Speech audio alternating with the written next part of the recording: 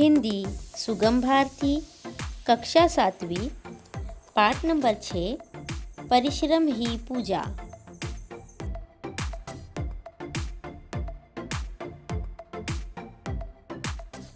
अस्सलामुअलैकुम प्यारे बच्चों, हमारा पाठ चल रहा है परिश्रम ही पूजा।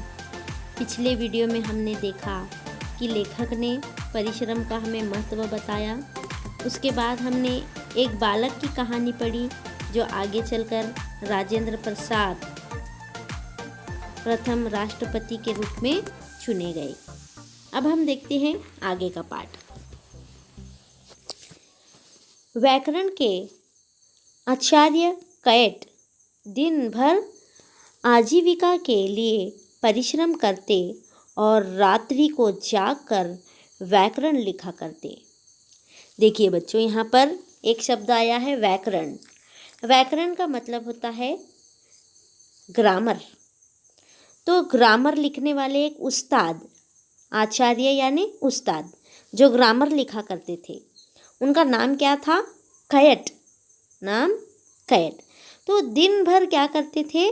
आजीविका के लिए, आजीविका यानी रोजगार के लिए, अपनी रोजी के लिए परिश्रम करते, बहुत मेहनत करते और रात्रि को जागकर, रात्रि को यानी रात को जाग कर व्याकरण लिखा करते थे, यानी ग्रामर लिखा करते थे।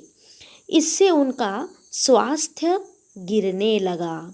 देखिए, रात भर जागने की वजह से, जाग कर व्याकरण लिखने की वजह से क्या होने लगा?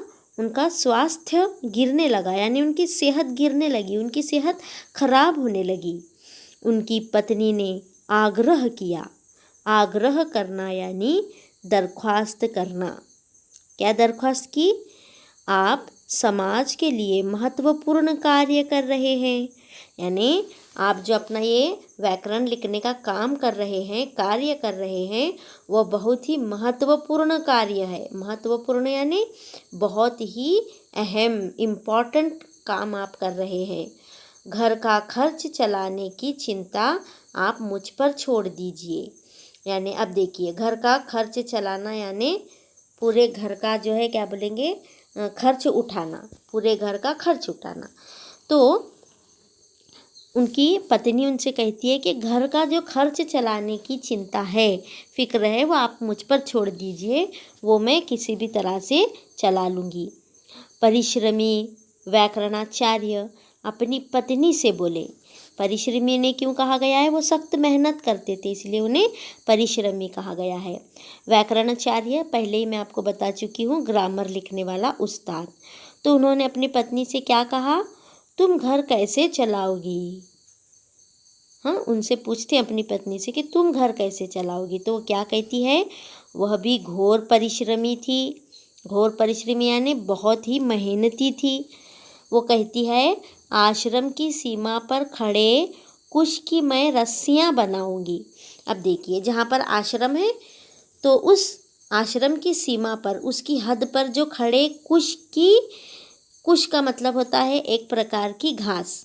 वो जो घास उगाई है, उस घास से मैं क्या करूँगी? रस्सियाँ बनाऊंगी।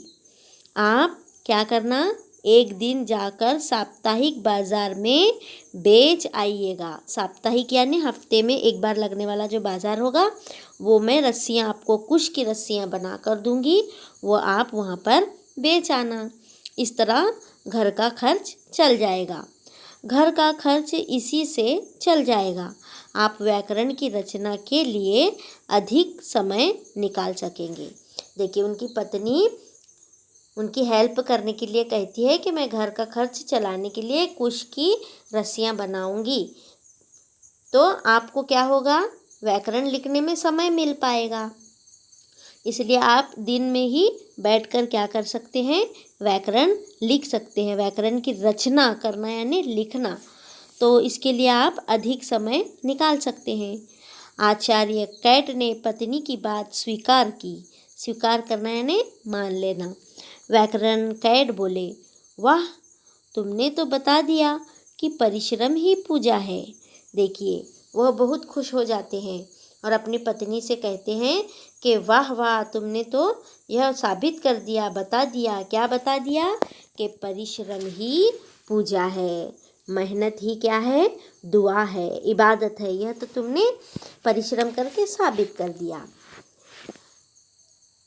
श्रम से ही जीवन में सब साध्य होता है। श्रम से यानी मेहनत करने से जीवन में सब कुछ अच्छा होता है। अब तो शीघ्र सफलता मिलेगी। शीघ्र यानी बहुत जल्द हमें क्या मिलेगी? सफलता मिलेगी। आगे चलकर उन्होंने अद्भुत व्याकरण की रचना की। अद्भुत यानी बिल्कुल हैरत अंगेज, जिसे हम कहेंगे हैरत अंगेज व्याकरण उन्होंने बनाया, लिखा और उसकी एक पुस्तक बनाई। यह पुस्तक आगे चलकर विद्यार्थियों के लिए पथ प्रदर्शक का काम करने लगी। देखिए, उन्होंने जो व्याकरण की पुस्तक लिखी, वो पुस्तक तमाम बच्चों के लिए, तमाम विद्यार्थियों के लिए कैसा काम करने लगी? पथ प्रदर्शक का, यानी बच्चों की सही रहनुमाई, उन्हें सही रास्ता दिखाने का काम करने लगी। तो प्यारे बच्चों, आपको भी अपने जीवन में इसी तरह से घोर परिश्रमी बनना है। आपको आलस नहीं करना है। आपको क्या बनना है? मेहनती बनना है। आलस को छोड़ देना है, क्योंकि आप मेहनत करोगे तो आपको अपने जीवन में क्या मिलेगी? सफलता मिलेगी। अब इन नए शब्दों की ओर ध्यान दीजिए। राय, सलाह, अभिप्राय। निस्संदेह, बिना किसी आशंका के। जुर्माना, आर्थिक दंड। कुश, एक प्रकार की घास।